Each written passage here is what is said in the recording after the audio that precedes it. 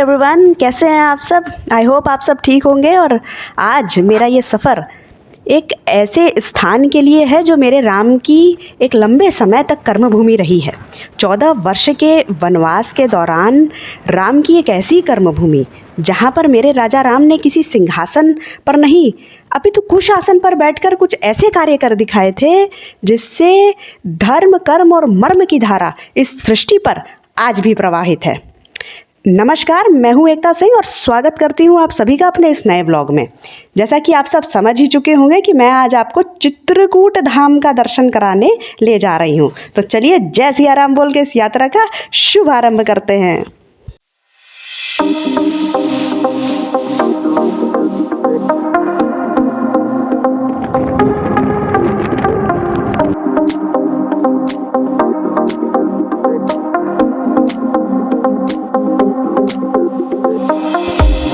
चित्रकूट के घाट पर भई संतन की भीड़, तुलसीदास चंदन घिसें तिलक करे रघुवीर। जी हाँ, मैं हूँ इस वक्त चित्रकूट के हृदय स्थल कहे जाने वाले, केंद्रीय स्थल कहे जाने वाले रामघाट पर। यही वो जगह है जहाँ भक्त शिरोमणि श्री तुलसीदास जी महाराज ने राम का दर्शन प्राप्त किया था। आप देख सकते हैं कि घाट के दोनों तरफ बहुत सारे मंदिर मौजूद हैं जिसमें आप जाकर दर्शन प्राप्त कर सकते हैं। माँ मंदाकिनी की अविरल धारा प्रवाहित है। ये नज़ारा जितना मनोरम दिन में लगता है उससे कहीं ज़्यादा मन को भाता है रात में, और इसलिए रात का नज़ारा भी मैं आपको इसी वक्त दिखा देती हूँ। और ये देखिए, हनुमान जी महाराज की भी यहाँ एक बड़ी सी प्रतिमा मौजूद है। तो चलिए हनुमान जी महाराज का भी दर्शन करते चलते हैं।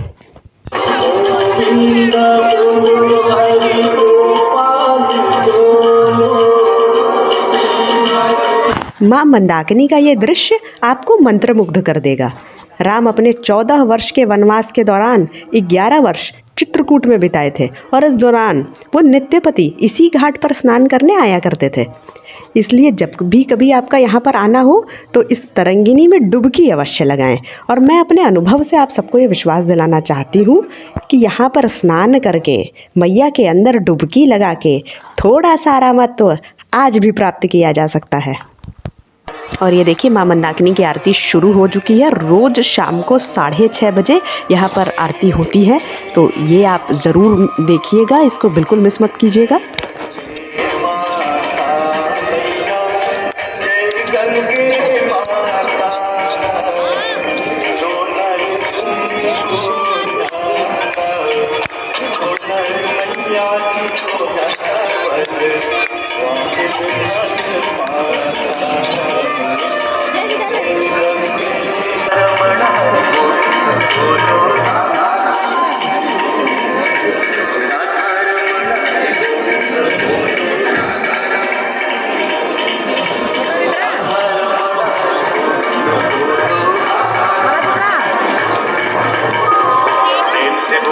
इधर दिखाई दे रहा, बड़ा दिखाई दे रहा, छोटा दिखाई दे रहा।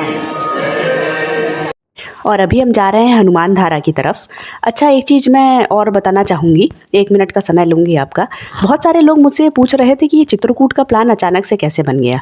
तो मैं ये बताना चाहूँगी कि मेरी माता जी बिना मुझे सूचित किए मात्र 2 दिन के लिए मुझसे मिलने के लिए मेरे घर आई हुई थी। तो हमेशा की तरह जब वो घर में घुसी तो गंदे बर्तन, गंदे कपड़े, न डस्टिंग हुई है, न झाड़ू लगा है, और पूरा घर मेरा अस्त व्यस्त पड़ा हुआ था।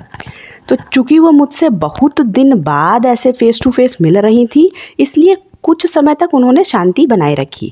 मतलब कि ऊपरी तौर पर शांति बनाए रखी, लेकिन फिर कुछ समय ही बाद परिस्थितियां सामान्य से थोड़ी विपरीत होने लगी, जिसे देखकर मैं आश्वस्त हो चुकी थी कि घंटे 2 घंटे के भीतर मेरे साथ एक बड़ा हादसा हो जाएगा।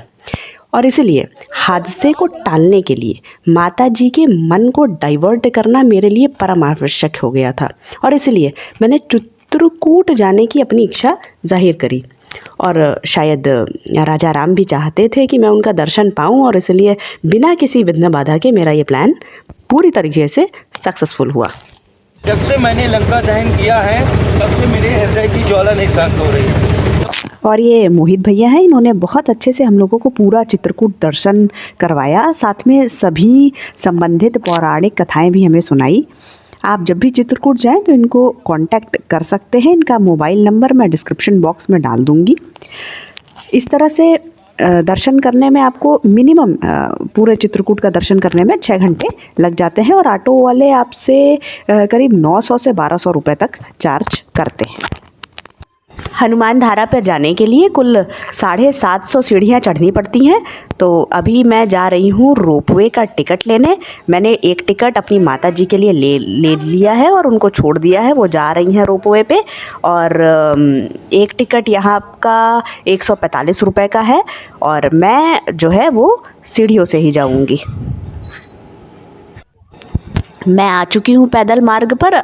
अब देखते हैं कितनी देर में चढ़ जाते हैं।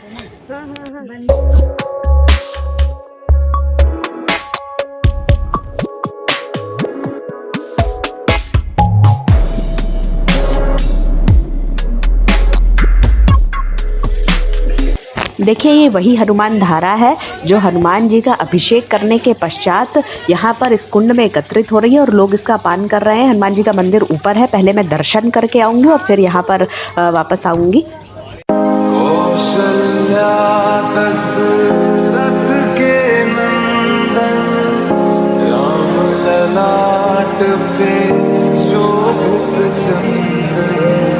रघुपति की जय राम सिया का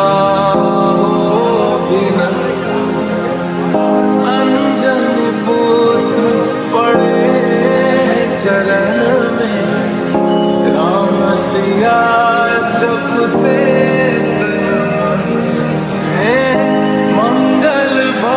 ऐसा कहा जाता है कि जब हनुमान जी ने लंका दहन किया था अपनी पूंछ में आग लगा के, तो उनका शरीर ताप से बहुत जल रहा था और उन्होंने श्री राम जी को जब ये बात बताई तो श्री राम जी ने हनुमान जी को इसी पहाड़ी पर भेजा और एक तीर मारा इस पहाड़ पर, जिससे एक धारा निरंतर यहाँ पर बहती रहती है और हनुमान जी का अभिषेक करती रहती है और उससे उन्हें ताप से मुक्ति मिली है।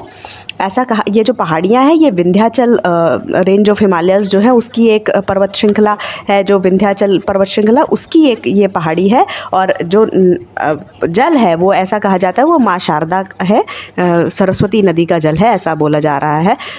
तो चलिए, और अभी मैं जा रही हूँ ऊपर, ये इधर सीता की रसोई है उसे देखने। ऐसा कहा जाता है कि सीता जी इस रसोई में 5 ऋषियों के लिए खाना पकाया करती थी। ये थोड़ा सा और हनुमान जो धारा है उसके ऊपर थोड़ा और करीब 100-200 सीढ़ियाँ चढ़नी है, तब जाके ये सीता की रसोई आएगा, तो उस पे जाना है। तो अभी मैं उस पे जा रही हूँ।